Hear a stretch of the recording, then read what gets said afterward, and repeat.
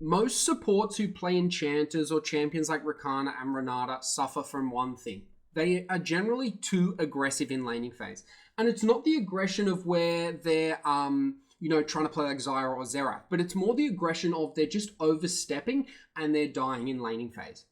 As an enchanter, your role is basically to support the AD carry and ensure they don't get ganked by the jungler. So make their life as easy as possible to CS, protect them, and just match their playstyle. If they play aggro, you play aggro. If they play passive, you play passive. And always protect them from the enemy jungler with vision, danger pings, and your body positioning.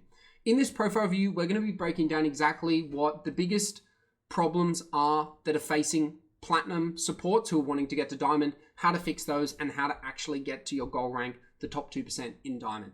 Now, before we get into this profile review, if you're interested in getting your own profile reviewed, please check out the link in the YouTube description below. Let's get into the profile review. So currently you are plat 3 with the goal of getting to diamond 4.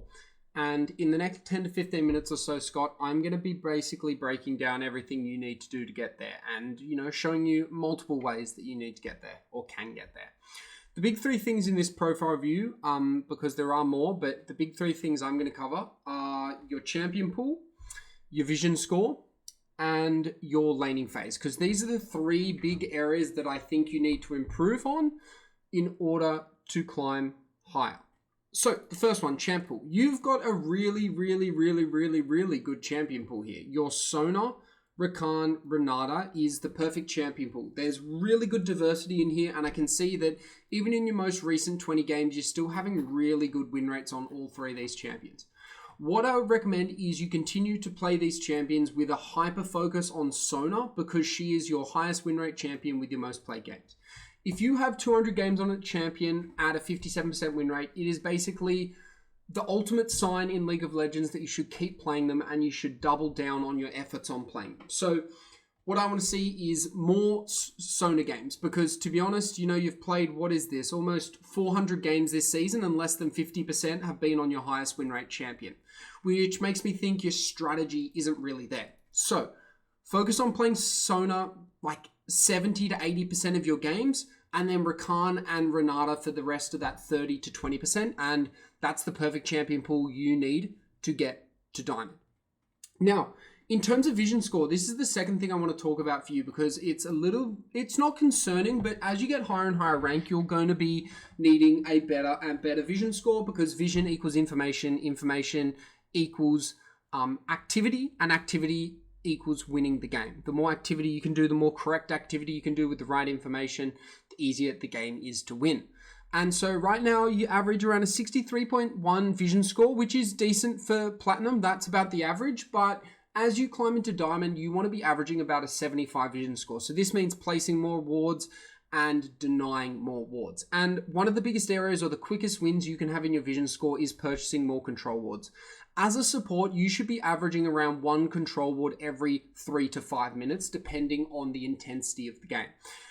If in doubt, you can almost never purchase too many control wards as a support. So like, if in doubt, buy more control wards, because I almost guarantee you, particularly as champions like Sona, Rakan, and Renata, once you've got your mythic, the secondary, tertiary items really don't matter. The control wards are way more important, and make sure you're using them around objectives. So dragons, barons, rift heralds, and protecting your AD carry, or protecting zones where a team fight is going to break out. Now, the third thing, Scott, that you need to focus on, that you need to fix, is your laning phase. Right now, over 350 support games, you're averaging over a kill behind. And yes, you're playing scaling champions, or champions, that might not be able to output as much damage or generate as much gold, let's say as a Xerath or a Zyra. But there is no reason as a Sona, Rakan, and Renata player that you should be averaging 350 gold behind at 15. On your Sona, it's 325. On your Rakan, it's almost 2 kills. And on your Renata, it is actually your best. So, you need to work on your laning phase. As a support, you're probably dying too much in your laning phase. I can see that your death rate, 6.8, it's not too high, but it is getting on the higher end. And I almost guarantee you're dying 1 or 2 times in laning phase that is really affecting your ability to earn gold. The role of the support, particularly the champions you're playing, isn't to die or play overly aggressive. It's actually to play really supportive and just ensure that your AD carry can get CS and keep track of the jungler. That is really your job as a support in the first 15 minutes of the game. Make sure your AD carry has the easiest time possible CSing. If they want to play aggressive, match it. If they want to play passive, match it. And then protect them from the jungler. Those are the only things you need to focus on. And it feels like to me with how much you're falling behind, I think you're playing too aggressive on champions that are just not designed to be aggressive, and it's not your strength. We can see really high win rates here. Stop forcing in the early game, because that is actually the biggest problem holding you back. Now, you've also said that there's a little bit of a problem with you dying mid to late game. And generally, if a support suffers from something like that, it's generally because they don't understand where the enemy is, they don't understand where the vision is, and they don't understand when it's safe to ward. And so while I don't think this is the biggest problem holding you back, I think the first three things I've already talked about are the biggest things and the keys for you to getting to Diamond. Dying in mid to late game is all about map awareness and understanding where the enemy is and understanding where their wards are. So always keeping an eye on the minimap, always tracking recall timers across the game, knowing where the enemy is, or even predicting, is the jungler there? I'm not going to ward that. That's too risky. Dragon's coming up in 30 seconds, and if I die, my team has no chance of getting Dragon. That is one of the most common ways Platinum supports die. Now, Scott, that advice is quite generic because a profile review, I can only glean so much data and understand so much about your playstyle.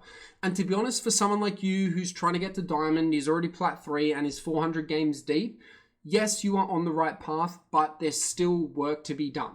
So if you're interested in getting some one-on-one coaching where you can actually get some more in-depth insights, what I recommend is after you watch this, reach out to me and I can talk about the prices and the coaches we have available for someone like you, a support main who is looking to get to Diamond and beyond, because we have some really good coaches. We have some really good ranked climbing plans that I think will be really suited to what you need to work on, what you need to improve on, and in order to reach your goal rank of Diamond.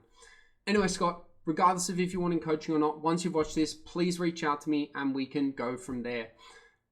As always, thank you for getting your profile reviewed. Cheers, good luck, and I will see you soon.